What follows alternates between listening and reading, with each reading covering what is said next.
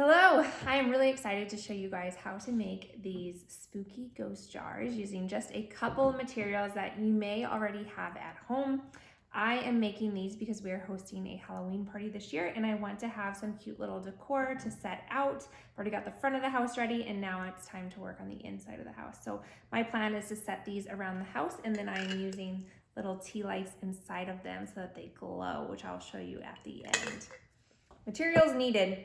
You are going to want a pair of scissors, some googly eyes. I got mine at Walmart for 98 cents. Hot glue gun, some gauze. You can also use white electrical tape, and then an old mason jar that you have sitting around. If you don't have any sitting around, you can get a case of them at Walmart.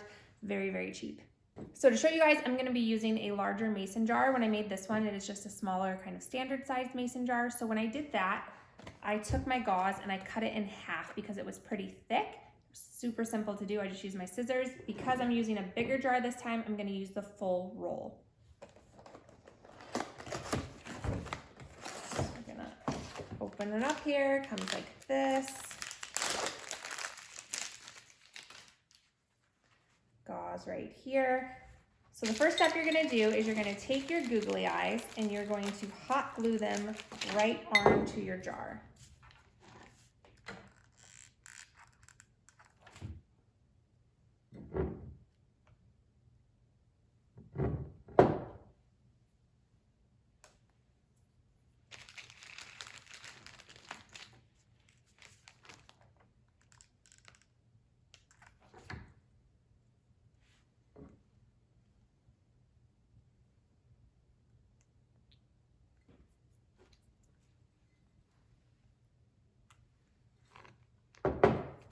Next step is you're going to take your gauze or your electrical tape. If you're using gauze, you're going to want to use the hot glue gun just to make sure it's extra secure. So I always start it in the back. I put a little bead of hot glue right here.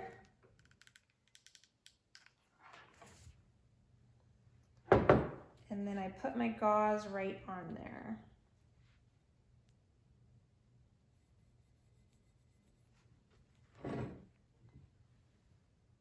Next step is I'm going to wrap my mummy up. I think I called these a ghost earlier. I guess these could be a ghost or a mummy.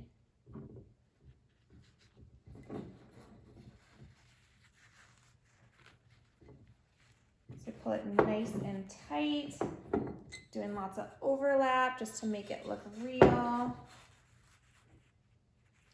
Does not have to be perfect, which is the best part.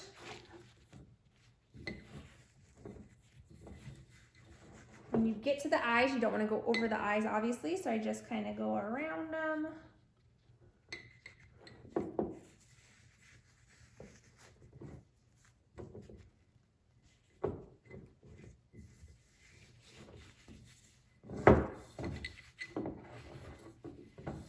Once I get to a stop point in the back, cut off my extra.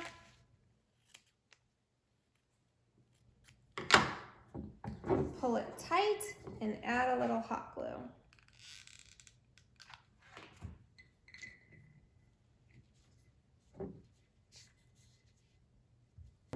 Okay, last step, take my tea light from the dollar store, turn it on, drop it in, ta-da.